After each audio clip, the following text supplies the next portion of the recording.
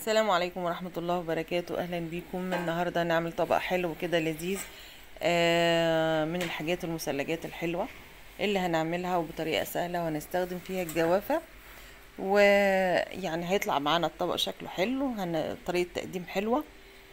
وبالجوافة بس هنعمل حلا حلو ولذيذ وسهل وبسيط ومش هياخد مننا وقت، وهنشارك أطفالنا كمان فيه يساعدونا فيه وهيحبوا ياكلوه، وخاصة لو أطفال ما بيحبوش الجوافة إن شاء الله الطريقة دي هتخليهم ياكلوها، لأن طريقة حلوة، طريقة تقديم حلوة إن شاء الله تعجبكم. قبل ما نبدأ نذكر الله، ألا بذكر الله تطمئن القلوب. اللهم لك الحمد ولك الشكر كما ينبغي لجلال وجهك وعظيم سلطانك. اللهم صل وسلم وبارك على سيدنا محمد وعلى آله وصحبه أجمعين.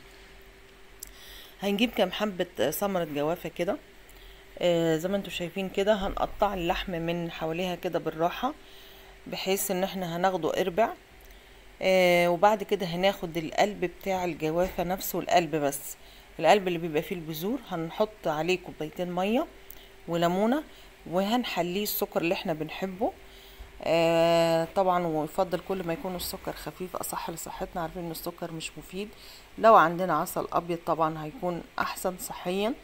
هنحط معلقتين عسل ابيض وهنضرب الخليط ده كويس، وهنصفيه من البذور وهنسيبه على جنب، وهنشوف اللي بعده ايه. انا دلوقتي بحطات السكر، اتفقنا لو في عسل ابيض يكون افضل. وبعد كده هضربه كويس وهصفيه وهسيبه على جنب. هجيب بقى بولة هحط فيها حوالي نص كوباية سكر او ازيد شوية، لغاية ما يتكرمل معايا السكر بالشكل ده.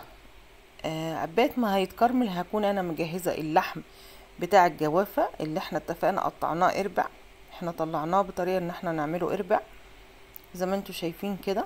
ممكن نقطع الجوافة على 4 وبعد كده نطلع القلب من جواها، وهنشكل بقى شكل الطبق بقى من تحت، اللي لما نقلب القالب هيطلع الشكل ده اللي احنا بنعمله دلوقتي. ممكن نشارك اطفالنا ان هم يساعدونا في الموضوع ده، بحيث انهم يبقى الحاجة محببة وهيحسوا ان عملوا انجاز معانا، وهيحسوا كمان ان هيبقوا مقبلين على الاكل، الحاجة اللي هم عملوها بايديهم، فيفضل انهم يشاركونا في الحاجات دي.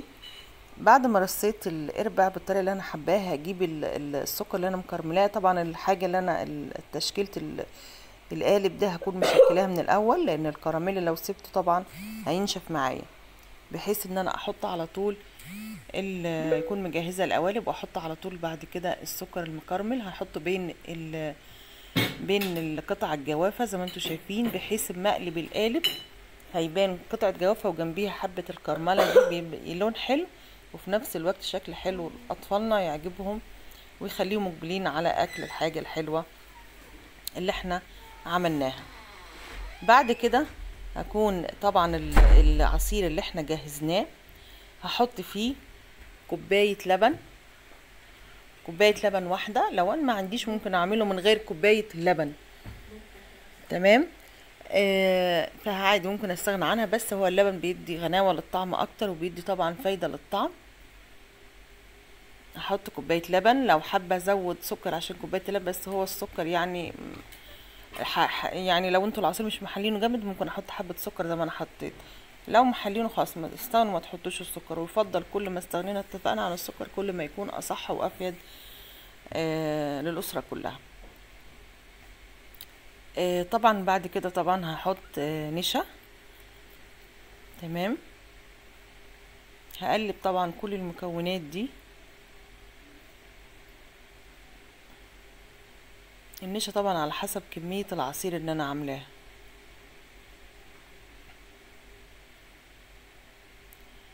هحط معلقتين نشا، اتفقنا،